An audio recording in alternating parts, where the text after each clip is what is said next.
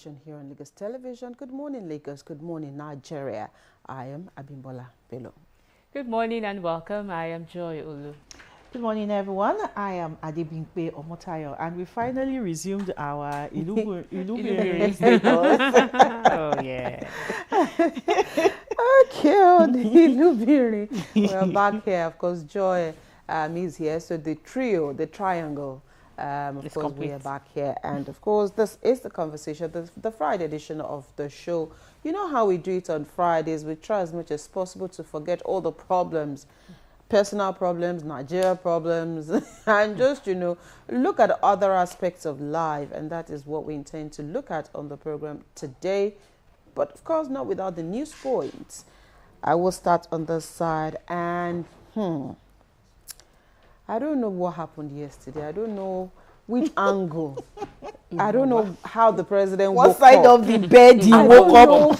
don't know, what triggered him yesterday. But then Baba was just on a... He was on a roll. He was just, yesterday.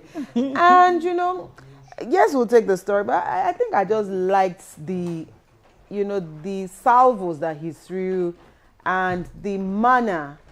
He made it look so simple. He made it look like, we're having fun. Even though issues around governance, were discussed. But then Baba yesterday was just being Bola Ahmed Tinubu. And of course, this story says 2027 battle, Tinubu fires shots at opposition heavyweights. Thank God Jibola is not here today. Hey! Atiku for hear him in Jibola's.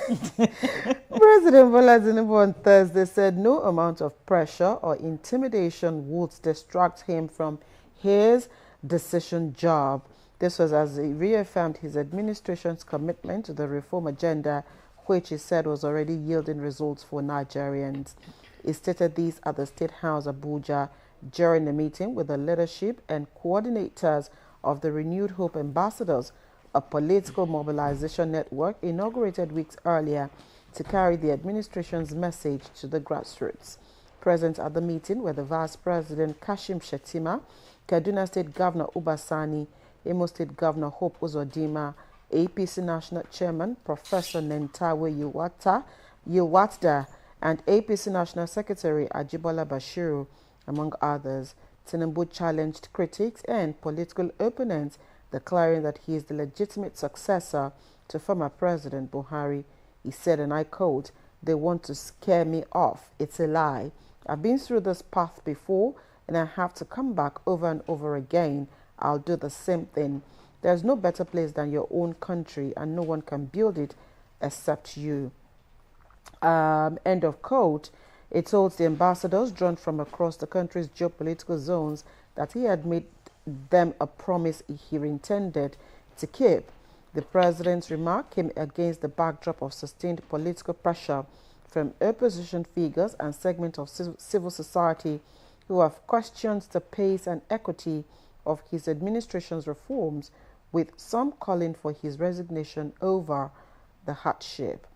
Of course, it's quite a long read, but I think that's the thrust of what the president said. Let me end on this note where he challenged the opposition on their achievements while in power, adding that he would not let the ambassadors down. And of course, it was a time for Mr. President to, pinpoint some of the things that the oppositions had been saying. And he also raised vital questions and, talking about majority of the people in the opposition have had one time or the other been in government. What did they also do? It talked about privatization processes. It talked about the hijack of political parties, different things it talked about. But for me, I think that one thing that, I thought that the president, even though he mentioned it in passing, that at least the economy, is making a change for it. Perhaps it would have also been a time to mention some of the other things that this administration has also achieved. That way, as you are, countering the opposition in saying what have they done or what would they do better, would also be able to hold on to some of the things that your administration has also done. I know he mentioned the economy in passing, but I'm not sure that's the only thing this administration has done. But again, if you look at it, the administration in its own ways have also achieved quite a lot. A lot of people will quickly point to the NEL fund that a lot of people are enjoying now. A lot of people would also look at, of course, the stability of the Naira, which of course is we're reaping the benefits. So let them come and hold you that you are doing campaign for Babao. No. I'm just saying it's not campaign. I'm just saying that based on what we can see. Based on what we can see and feel, based on what we can point to. At least for me, those are the things that if you ask me, they are visible, they are there. And the Lagos-Calabar Coastal Road? Yeah, so there are a couple of things that this administration has done. So as much as, yes, you'll take a swipe at the opposition, can you also beat your own drum? Can you also beat your chest as to some of the things that you've done? Even the Ajaokuta still that he mentions that during, the era of Atiku Abubakar, what did he do? I think this administration is doing something about reviving the Ajaokuta still. So it will be a time to also tell us, what your administration is doing in sustaining or reviving the still. So I know it is an era of politics, but again, it is also a good time to also sell yourself to the people and, wanting them to know why you are promising that you will not fail and you will not run. Where do you want to run to? Where do you want to run to? You are in this already and you will finish it. You will finish it. Exactly, by the grace of God. So it's just a good time to also tell Nigerians what your administration has also done and give the opposition a run for their words. Yeah, exactly. You've said it all. We had this conversation too yesterday that this opposition, this very strong opposition, all they are talking about is how to unseat Mr. President without telling us what they are bringing to the table, what they have that they think is better than what we have on ground right now. I thought the opposition would, especially when many of them, if not all of them, has held one office or the other in the past. And, I expect them to talk about their achievements. Things they did while they were in power. And, so that people can reason why they should unseat this present administration. But you can't give what you don't have. Oh, they're not talking about anything. You don't have something to say. When you're talking as politicians, as someone who is vying for an office, talk about your achievements, and that is where I will fault. I'm talking about Asiwaju, their president right now. You should have talked about. Look, this you can see this. You can. Initially, I must confess, I thought the NEL fund was a scam, truly, until a mother talked about it. Someone I know, said that, do I know that all her 3 children, got the scholarship? And all they didn't know anybody. All they had to do was apply. And it's been quite transparent. It's been quite transparent, yes. At least I can talk about that. So why is Baba not talking about that? That's a major achievement. He doesn't want to blow his... Sure. or the time to he doesn't want to allow this. He doesn't want to allow this trumpet. Okay. Baba is loud already. I'm really shocked, Everything he said yesterday, I said, everybody has had something to say about Baba, and he had kept quiet. Please, let him talk. At least this one, he was the one he spoke. Let Baba express himself. And the way he was talking, he was jiving. Yes, he was jiving. Throwing when you can beat your chest here and there. And you know that you have done well for yourself. Not that I am campaigning for him, but there's a level of what's the word now? Confidence, yes, that you have, and you speak, and you're not just speaking to bash someone or just run someone down. Hey, Michelle, that's campaign. I was going to say, Michelle, Wabi. Adebimpe. Yes. Let me take my story. Adebimpe Omotayo. Let me take my story. NBC is coming for you. Let me take my story. Gunmen abduct UTME candidates, others in Benue. That's rather sad. Gunmen have abducted passengers, including candidates of the ongoing Unified Tertiary Matriculation Examination being conducted by the Joint Admissions and Matriculation Board Examination along the Makurdi-Otokpo Road in Benue State. The victims were said to be traveling in a Benue Links bus from Makurdi to Otokpo when the vehicle was attacked on Wednesday night. A source who spoke on condition of anonymity due to the sensitive nature of the incident said the bus, which was conveying about 18 passengers, were intercepted near Otokpo around 8 p.m. by suspected bandits who took most of the occupants into the bush. According to the source, the passengers were mainly young persons heading to Otokpo to sit for the JAMB examination scheduled for Thursday. However, the Commissioner of Police in the state, Ifeanyi Emenari, said 14 passengers were abducted, adding that one victim escaped. He added that the command had commenced an investigation into the incident, particularly the circumstances surrounding the journey. According to him, the Benue Links management has a policy against night travel, but the driver allegedly picked up passengers after official hours.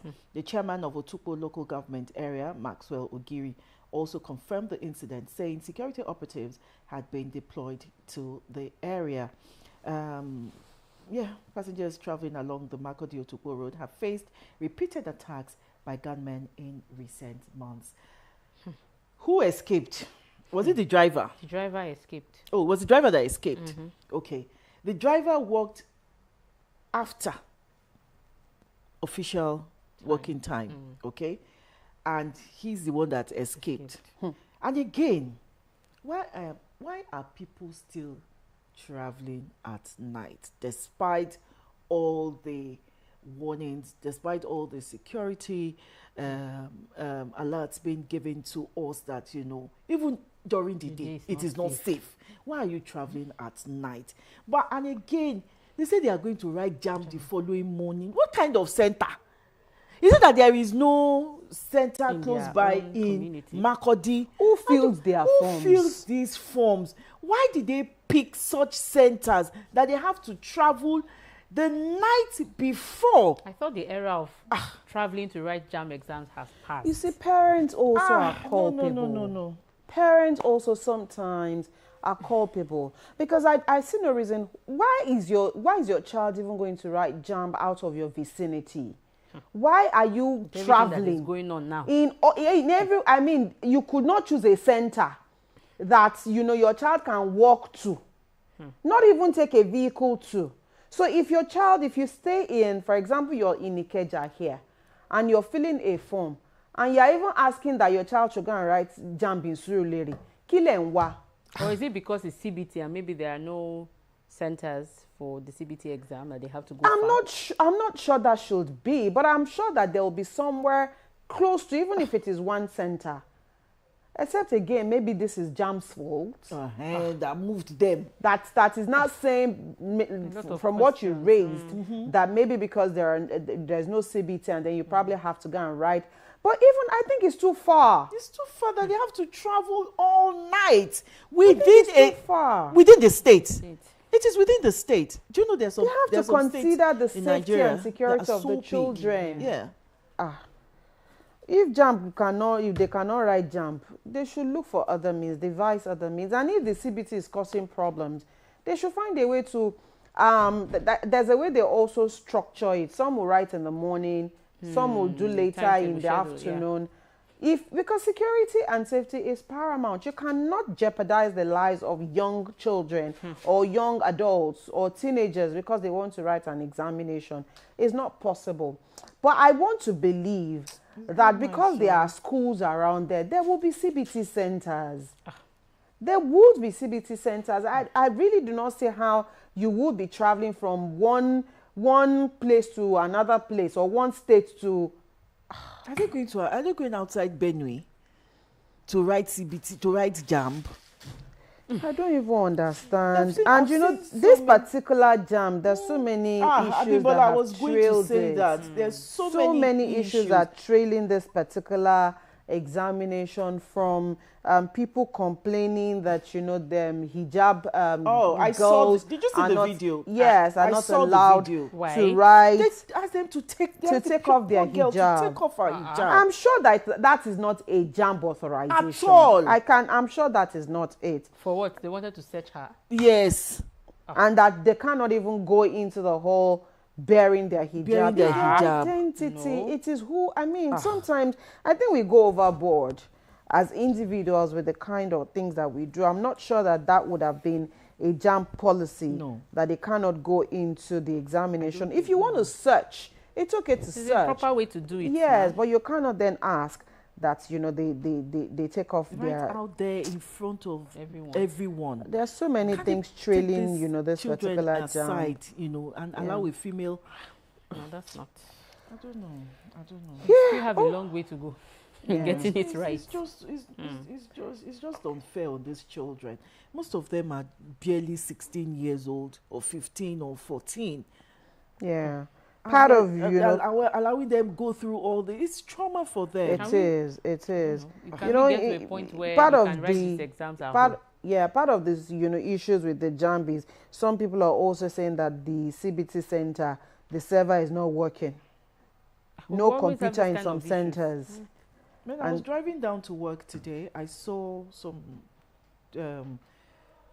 students, in front of a particular, you know, event center.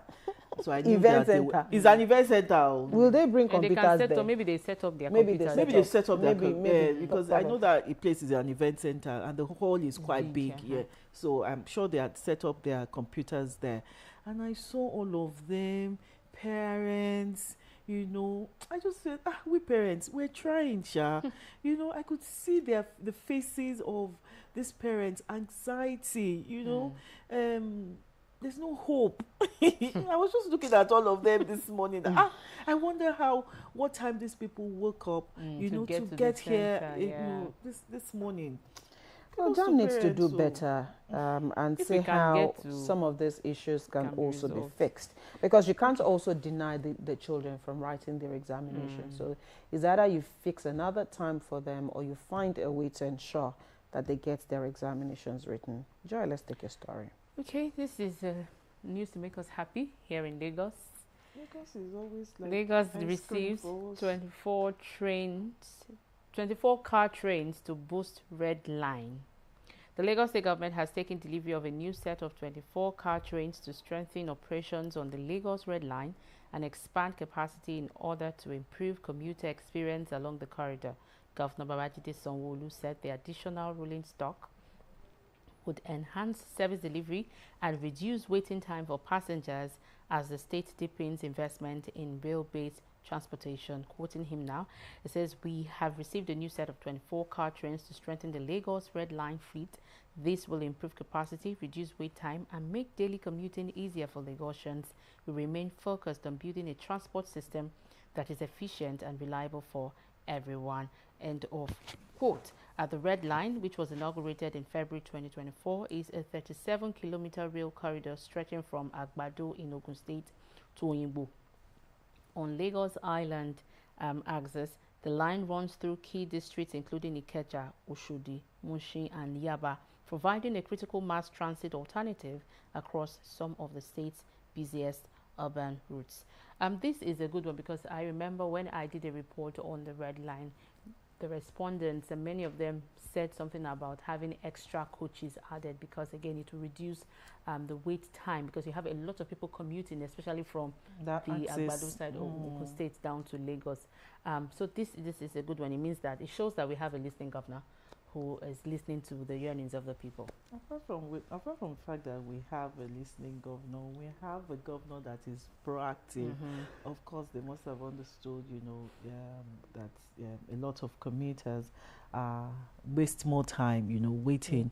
So, of course, it wasn't even completed at that time. Yeah, I think they had just 2 coaches at that time when it was inaugurated, and that, you know, it was mentioned that they were going to bring in, you know, more coaches. Kudos again to Lagos State, always bringing smiles to our faces. Yes, I said Lagos State is like ice cream. It makes everybody happy. Yeah. Right. Okay, so at least Lagos is doing wonders. Lagos is doing well. And for those who use the facility, especially the Red Line, this, of course, will be additional good news to them. Let's go on the X platform this morning and take a look at one of the many trending stories there. Of course, we hear that there has been, especially I think this one came really from the Nigerian Customs Service, in an internal memo warning of imminent threats from ISWAP, the Sadiko-led Boko Haram faction, Ansaro and Jamaat Nusrat al-Islam, while Muslim here, JNIM. And the memo dated April 13, signed by Deputy Comptroller General Timi Bomodi. The terrorists are targeting the Nnamdi Azikiwe International Airport, Kuje Custodial Center, Military Detention Facility in Wawa, Niger State. And, you know, I remember it was Adebimpe and I think last Friday, where we talked about the U.S. issuing warnings to their workers to vacate the Abuja consulate, where we said sometimes they also have intelligence report. And so when you put that side by side with what, the Nigerian Customs Service has issued, then, you just realize that, there could also be some, plans here and there.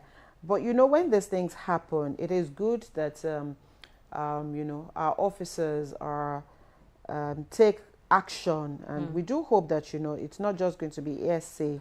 Because when people plan certain things, they may also not strike at that particular point in time, yes, because they know that you are in on it. They may give time. So this is not the time to relax. If they do not strike when you heard that the cults have struck, don't think that, it might not happen anymore. Even if there are no warnings, I mean, these places should be places that are guarded at all times. And so sometimes when we hear jailbreaks, you ask yourself, how did it happen? But most definitely you will know that these things will also not happen without internal, collaborations. So let's hope that, this is not just, we're not just going to read about this, but those involved will do the needful. Absolutely. Yes. I keep asking myself this question because I don't know who to ask. Is it that these terrorists, because it's looking like they're not even Nigerians anymore, that why are they hell-bent on, just bringing this country down? Because the attacks have become more frequent than before. And there was a time that, this Boko Haram terrorists, we didn't hear about them for a while. Is it because elections are coming? Because their attacks have been so frequent recently.